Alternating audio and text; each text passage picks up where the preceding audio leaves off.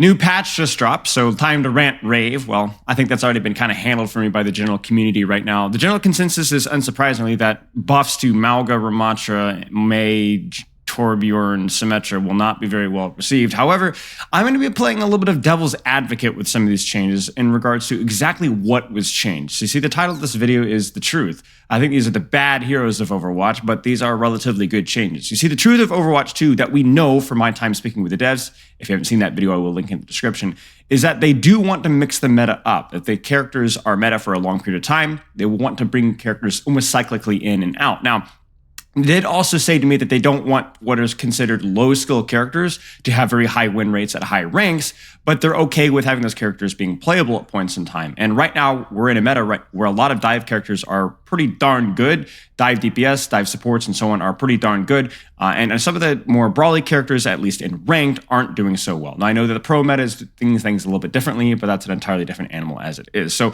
what exactly got changed, and what do I actually think of these individual changes here? Let's actually pull this up really quick here. Let's pull up the patch notes here.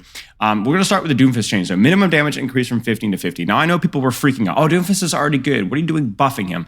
I see changes like these as not necessarily in a vacuum. We definitely have to consider whether this would make Doomfist more attractive than he already is. However, this is a good change. Having an ultimate do 15 damage chip damage was like actually almost insulting at that point in time. And it also did not scale well with the health increase. You see, a lot of non-aim damage related sources were not scaled properly. We made a whole list of those in my Season 9 patch notes React. You can go check that out as well. And there's still a few that haven't been buffed, but this was one of the ones that got left behind. This has now not only been scaled appropriately, but actually been scaled to a point where it actually makes sense. Having minimum damage 50 is like honestly absurd. This should have been done a long time ago. So while is this the only thing that Doomfist needs? No, it's not. There's a lot of other bug fixes. A couple other things we're going to bring up later that I think need to be changed with Doomfist as well. But I think this is a good start. And I think that this is not necessarily a massive buff to Doomfist, but a well-needed change for the character. We're going to move on to Mauga here. So Mauga, we are changing Cardiac Overdrive to make it more forgiving when used for yourself, especially when Mauga is low in health. Well, there's a couple of other things that this does as well. I want you guys to pay attention to the overall theme of these changes. Samito, eat your heart out. Stomp damage increased from 45 to 60. This is a conversation that I had directly with the developers. I'm not taking credit for this, but I'm preaching the good news that even though I don't want Mauga to be meta, I don't like Mauga to be meta. If Mauga were to ever be meta, this is the way that we would want Mauga to be meta. I would wish that these buffs would be compensated by maybe a small nerf.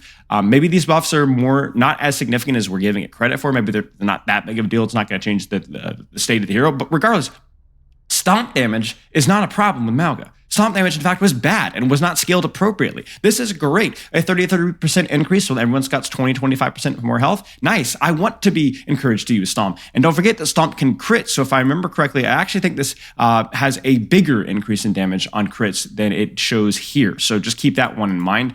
Cardiac Overdrive. Duration reduced. That's good. It lasted too long. Cooldown reduced. Good. It was too long of a cooldown. Now it fills his passive overhealth by 100. So he has more self-sufficient sustain that isn't directly tied to his self-heal. He needed this. Now, I'd love to see them give his armor back and then also reduce his self-sustain through his weapons so that we're actually utilizing his dive weapon alternating potential instead of just AFK farming and tank. Will this help his ability to farm enemy tank? Yes, it will. But will it disproportionately affect his ability to dive squishies?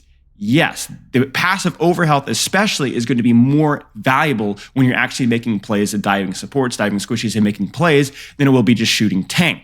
That's good. Reducing the cooldown and reducing the efficacy of the cooldown is good. That is the Samito style of change. Now, that is not perfect. We would like to see the power of Cardiac Overdrive also shifted down a little bit as well. So the damage reduction probably needs to be moved down as well, and or the self-sustain. But this is a bad hero, but a good change for the character. And if you've been paying attention to any of my videos in the past, this is the kind of stuff that we've been talking about for, 6-7 months, a year, right? Orisa, Terra Surge, charge rate for the first 2.5 seconds increased by 25%. Again, I don't like Orisa, but this is not necessarily a change that we asked for, but this is one of those non-aim damage related sources that was not scaled after the health increase. This matches the health increase, the 25%. Orisa's ult was really, really bad post Season 9 because it just did not do enough damage. That's all there is to it. It's not that complicated. In fact, it's, I think, still weaker because there might be some breakpoints here that we're not thinking through, but because the ult itself does damage while it's charging, that was not scaled up. So that actually, it will leave it in a slightly, on paper anyway, a slightly weaker state than it was prior to Season 9. Whatever. Ramattra. Again, we know this character is being played a lot in pro meta right now, but also I don't trust pro meta because the North American hive mind, they just love Brawl, Ramattra Rush. That's all they know how to play. I don't understand. But as far as we know, that this character was not doing super well in ranked. Keep that in mind. Ravenous Vortex, total damage increased. Cooldown decreased. 12-second cooldown to 11 seconds. Now, this is a pretty significant damage increase, but keep in mind that this is still within approximate proportions, not perfectly, proportions of the health increase. It's disproportionate by a small percentage, but not by a ton. So this was not buffed post-Season 9. This is buffed a little bit too much now. So now this is a flat buff to the ability prior to even to Season 9. But crucially here, the cooldown has decreased. I have ranted about the length of Ramattra cooldowns for ages. I think there's a lot more that they could do with this ability, but this is, I would say, a third, half of what I would like to see them do with Ravenous Vortex. So, sure.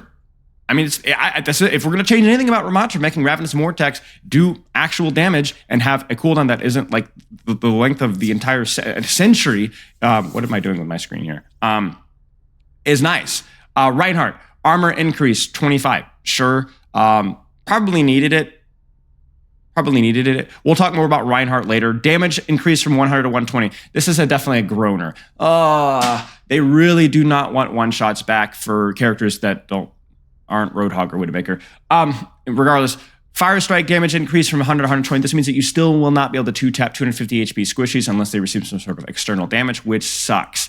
I don't think getting 2-tap by Fire Strike, whether it's the Reinhardt or even 1-tap through a Baptiste window, I don't find that unfair. If you're going to have any one-shot in the game, one that's using an ultimate seems like really fair to me, and I'm surprised to see that this isn't. I don't understand this. Like, getting 2-tap by Fire Strike is unbelievably difficult and a crazy skill shot or a huge misplay by you. This is consistent logic-wise because they also remove Symmetra's 2-tap, but I find Symmetra's 2-tap to be a lot easier to get than the Fire Strike from Reinhardt, and I also find Reinhardt as a hero to be a lot more honest. There's a little bit of personal bias here, and honestly, screw you guys. He deserves the personal bias. It's freaking Reinhardt. He's a fair character. He's fun to play. He's fun to play versus. He deserves it. So I'm disappointed with this change for sure. I'm hoping that they reconsider this moving forward. That being said, it's a buff, so we'll take what we can get. Roadhog. The final position distance from Roadhog after being pulled decreased from 4 to 3 meters. So essentially here, let me actually pull this up really fast. This basically means that when you're pulling somebody, you pull them a little bit closer than you did before. I'm going to let actual hog mains talk about the importance of how powerful this change is. The important thing to note here is that this does make the one-shot mechanic when comboed with the trap a little bit easier, especially now. Let's go back to the patch notes really quick. The vertical knockback on activation decreased by 43%. It was kind of absurd. This is actually a good change. I like the second change here because it used to be that you would just launch them in the air. Like it was an absurd bump in the air. And it actually made like actually hitting your shots really bad, which was unintuitive because the whole point of the ability is to help you and not annoy you. So it definitely did damage, but it would also throw off your shot. But now it's a little bit easier to get the combo now. So just keep that one in mind. I don't love the whole idea of like, hey, well, this character can have a one shot, but I understand that that's the only thing that Roadhog really brings to the table. And I really wish that this character would just remain bad because that identity is just really, really lame and really crappy. So again, I like this change. I understand this change. I just freaking hate this character. And I like the Mauga and Ramattra changes where I feel like we're moving in the right direction. I don't think Roadhog has a direction to move into outside of just the dustbin. So frankly, screw you, Roadhog. I appreciate a change like this. I don't appreciate changes like this. Until we figure out what Roadhog's deal is, I don't think he deserves anything. I don't even think he deserves to have his time in the meta, to be honest with you. A little bit of bias there. I know Roadhog metas are more entertaining than a Mauga meta. I would agree with that. But Mauga at least has a potential identity that would be healthy for the game long term. We could get there. I don't know what Roadhog's end goal is. So from a purist standpoint, it is what it is. Oh, I guess we should talk a little bit about projectile changes here really fast. First off, I'm going to have to go back because I'm an idiot here. Global projectile size modifier for travel time projectiles and speed greater than 50 meters per second is reduced from 0.1 to 0.075. We are decreasing the size of the fastest travel projectiles because it reduces the frequency of those projectiles failing to headshot due to hitting the enemy's chest hitting volume first. So the projectiles were so big that they were actually hitting people in the chest, even when they were headshotting. So this was a great example of this was with Kiriko, where a lot of times you would aim for the head and actually hit the chest, just due to the nature of the projectiles being so big that, okay, we're not going to do this with a female character. This just gets awkward. Due to Cassidy's luscious, succulent pectorals, it would actually hit him in the chest first, then it would hit him in the head. And so that just made things really, really awkward. So basically, this changes a lot of the fast-moving projectiles. I'll have somebody in the comments, I'm sure, will fact-check me, but I think it was Ana, Zenyatta, I want to say Mei, Genji, Hanzo, Kiriko were affected by these changes. I might be missing a few here, but I definitely know that those characters, I'm pretty sure, were affected by this change. So it is, I guess, a nerf in some way, and definitely a quality of life change at the same time, so just keep that one in mind. In addition to that, heal passive was reduced from 20 to 15%. The damage roll passive reduced the potency of in-combat healing, helps equal effective burst damage over time. Okay, now we're going to be experimenting with lower value to release some of the pressure on tank and support rolls, becoming closer as we want the healing direction to still be noticeable. So in addition to that, obviously, you're also going to have notice this little thing at the bottom left of my screen here. You're going to see my health there, and you're going to see that looks like a little tab right next to 250. That is going to be changing depending on whether I'm fully anti-nated or whether I have a DPS passive on me. It's a little new UI element that they've added. So if you want to know if you've got the DPS passive on you, you can check that there. It's a nice little quality of life change and is pretty unobtrusive, which is really big shout out to the UI team, design team at Overwatch 2, because I didn't think they could do it. They could make it. I actually was one of the guys that was like, I don't think we need a visual indicator of DPS passive. It's just on. It's a tiny thing. But actually they did it. So, screw me. But yeah, I think moving forward, I would love to see this. I wouldn't even mind if they increase this back to 20%. But the key thing, and you guys have heard me say it a million times, I wish that they would just reduce its efficacy on tanks. This is something that they gave me a lot of pushback on. Not pushback, but I don't think that that's necessarily in their vision, is to reduce the efficacy of cooldowns and certain status effects on tanks, which is ironic to me considering they've already done it with both Sleep Dart and they've done it with booping and as the passive as a whole. So I find that disappointing. I feel like this would solve a lot of issues if it was just, hey, 15 or 10% for tank and then 20% for everybody else, but it is what it is. Okay, let's keep going here. So yeah, that's the Bane Hanzo change there is he was affected by those changes, but because they don't want to nerf Hanzo, they buffed his initial projectile size. So Hanzo's pretty much the same. Not really any crazy changes for Hanzo. May Endothermic Blaster ammo increased just because there was some quality of life issues with how much damage you could do before you reloaded because everyone's got higher health pools. This one's fine. It's a nice little buff, but it's not really anything super significant. This one is fairly significant, but again, this is one of the things where they are, because her health healing per second was not scaled appropriately with the health increase, the cryo freeze wasn't even necessarily a full heal anymore. Depending on what HP you used it at. So now they're addressing it to where it actually does what it used to do. So is it a buff? Kind of. It's more than both of these are more quality of life changes to keep pace with Season 9 adjusting things, and this is a lot of stuff that they just forgot. Reaper's the same thing. I don't love Reaper, but the Death Blossom damage was not scaled to the health increase. In fact, it's still weaker than it was before because 15 damage is not quite the same level of percentage. I mean, it's 8%? I'm doing it off the top of my head. 8 or 7 point something 8%, right? And that's not all that good. It's still actually weaker than it was in Season 9.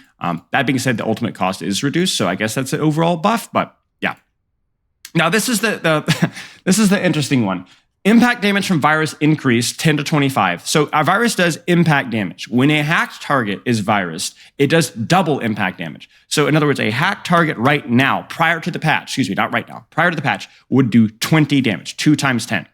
Now it will do 50 damage. So there's an extra 30 damage if you virus a hacked target immediately. Not the DOT. Nope. That's the acceleration is still there. But there's an extra 30 damage. This is a pretty big deal. If you don't hack a target, there's an extra 15 damage. That is also a fairly big deal. Now, virus is one of those things that was not scaled after Season 9. This might be their attempt at scaling, or this might just be a flat-out buff. Keep an eye on this one. This one is big. This is definitely going to change your decision-making about whether you hack a target or not, because there's 15 free damage still on the plate now if you hack the target. Pretty big deal. Actually, no.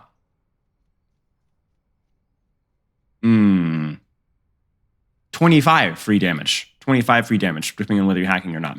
Translocator destroys breakables while in flight. Quality of life change. It's not going to deal with even half of the issues of Translocator, which is mostly to do with hitting map geometry that's not actually there. we'll go into that some other time.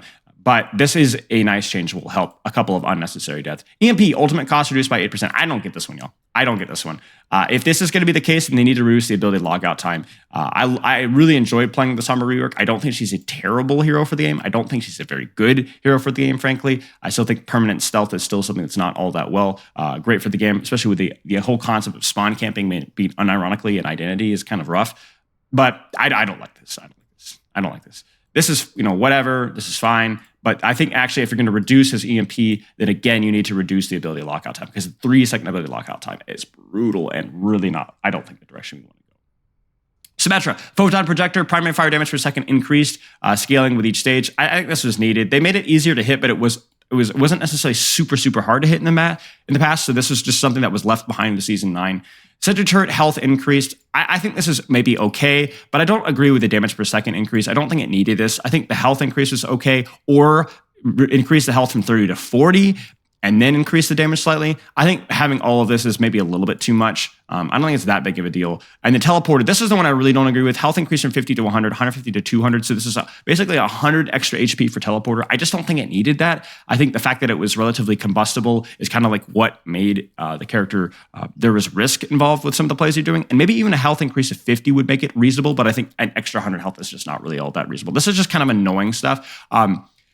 They really don't want to give her 2-tap back with her charged right click, which I understand completely. I don't know. I think these changes are definitely going to be significant, but I don't think these are going to break the game, nor are they going to be unbelievably annoying. The health increase in the turret is probably going to be the most annoying one. So yeah, keep an eye on that one. Turret increase 11 to 13. Again, this is appropriate scaling, around 20-25%. Well, actually, yeah, exactly. So it's going to be an extra 2 damage from 11 to 13. So, it is what it is. It's going to be a little under 20% damage increase, but again, it's scaling for Season 9 that was not increased because Turret was not buffed during Season 9, and obviously it didn't benefit from the projectile buffs because it was already easy to hit. So I don't like Turret. I don't like Torbjorn all that much. Generally, whenever I critique something, I generally propose a different solution. I don't have a different solution. Everything about Torbjorn I dislike. So, okay, I can't really throw stones, but I really wish that they did not done that. I don't like Torbjorn. Ana, Biotic Grenade. Explosion damage and healing increased from 60 to 90. This is fine. This doesn't really change any major breakpoints, crucially, so it's still going to take the same number of shots to kill a squishy that's nated. This is going to be pretty interesting for self-sustain, so keep an eye on that one. Also keep in mind that it was not buffed for the projectile changes because it's still just as easy to hit. I don't really have a whole lot more feedback on this one. Crucially, you still can't one-shot a Sleeping Tracer. Shoot, nade, melee is required to kill a full HP Sleeping Tracer, which you can't get off before she recalls or blinks. That's not been the case since 2020, I want to say 2019. So this isn't going to change any major breakpoints. So it is what it is. In terms of what I would change for Ana, I think this is maybe not the first thing that comes to mind, but I do think at least this needed to be buffed. Like 60 was way too low.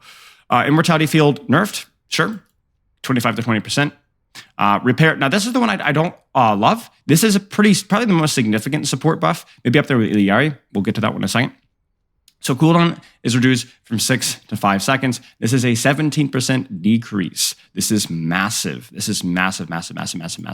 This is going to mean that you're going to have so many more available repair packs over the course of the fight. I don't actually like this change. I actually think that 6 seconds needed to stay the same. And if we're considering a Brigitte buff, which I think we should, I actually think that they should have given her more damage on her shield bash. I think having it stay at 50 damage when it's a non-projectile source of damage is silly. I think that should have been moved to at least 60, maybe 65 as a result of the change. And then even also consider buffing whip shot slightly, maybe by 5 damage. I don't think repair pack was something that needed to be buffed. I think it was in a good state as it was. I don't like this change. It's more sustain. It's more sustain out of character where repair pack is one of the most controversial supports in the game, or sources of support because of the burst deal. I don't like this to change at all. Rally cost reduced 8%. Sure, whatever, not a big deal. Illari, just firing a soul rifle. You're going to notice this one. This is definitely, it reduces the time that it takes from you to be able to shoot once and then shoot again. So I could spam shots much easier. Now that's generally not very good for Illari, but the key change there is, we'll go back to the patch notes here, is maximum charge time reduced from 0.7 to 0.65 seconds. So it's a little bit faster to fully charge your weapon. And this is the significant change. So spamming your shots is like whatever, but having reduced time to fully charge your shot is a big deal. The character is still kind of an abomination in my eyes. I think that the character's identity is really awkward, and it still takes. This is obviously a 200 HP training bot. You can't two-tap an actual target. So like, watch. Even if that was an Ana, it doesn't die. I'll showcase it right here. But yeah, the big key thing here is just it's faster shots, which is going to feel really good for the character. But obviously the character is just in a bit of an awkward spot. So it is what it is. I don't love Illari, but it is what it is. Again, Lifeweaver here. We're increasing the burst potential of the Heal Blossom to reinforce Lifeweaver's role as high healing through it puts support. Now this one was one that people were freaking out over, but it actually is one of the maybe the most unimpactful change of the entire list, really. And I'm not even being facetious here. Yeah, it might be the least impactful change of the entire thing. Essentially, it means that when Lifeweaver is fully charging his heals, it's actually not all that good to fully charge your heals. It's not very efficient. It's really more efficient to just burst heal and spam around 50 to 60. There's been a lot of calculations on that. I encourage you guys to do your research on that. But this just means that for your first heal, you'll have it 80. And some of you guys are like, well, isn't that definitely a net buff? Yeah, I guess. It's a slight net buff. But the crucial thing here is that charging to that 80 takes longer than it did to fully charge to, what was it, 70, right? So it's not really that much of a net buff. And the key thing here as well is that in most fights, at the start of most fights, if you're a good Lifeweaver, you're not going to be healing anyway. You're going to be putting out a little bit pepper damage with your tight spread and then transitioning to healing the second the fight starts, in which case you're charging. So this is like the most unimpactful change that people were freaking out over. It's actually not that impactful. It's almost not even a buff, because there's times in which that's going to be used is like extremely rare. I could see it even being used like once per fight, if even that, maybe not even that.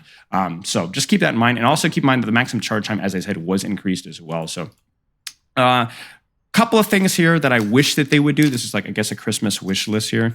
I would love to see the damage distribution on Doomfist. So I want to go back to Doomfist here. Actually, just do it in game. So I'd love for them to damage distribute Doomfist. They buffed like his power punch like a ton. And just his punch in general got buffs a ton, but Slam is still sitting at 50 damage, I believe. I really, really wish that Slam was actually at like a meaningful damage, maybe 60, 65, and they shifted some of his power away from Powered Punch. I don't like that Powered Punch. Powered Punch is the most gimmicky aspect of his kit, and having him be so front heavy with a lot of his damage doesn't really feel all that good. I would love for Moira to get a small nerf. I think I underrated how big the right click, the damage buff would be, considering that it was receiving a disproportionate amount of damage increase compared to the health pool. So it was buffed naturally because everyone's health went up just a little bit, but it was buffed more than the health went up. I think I slept on how hard Moira would be, how good she would feel, because I felt like she would lose a lot of 1v1s because she would be easier to shoot.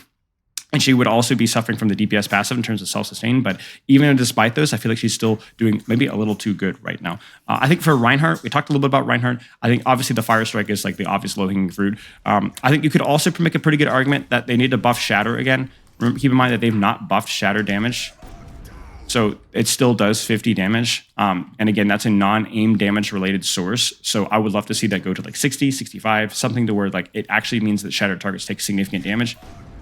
Having this not be a one-shot is okay for me. I don't really care about that, but certainly the 50 damage could be buffed. And in addition to that, or either or, really, I think that if you were to give Reinhardt any meaningful buff, I know Reinhardt players would love to be able to move even 5% faster while shooting. This is something that they've already buffed, but I think they could buff it again if they were looking for survivability buff. I see a lot of people talking about Reinhardt needs more damage, Reinhardt needs more shield, Reinhardt needs more HP, and I don't think he needs any of those things. I don't think Reinhardt needs a rework at all. I think he just simply needs to be able to either Fire Strike 125 damage, Shatter needs to do more damage, and or moving faster while shielding really, really would be a nice buff. That's the direction that the character needs to go.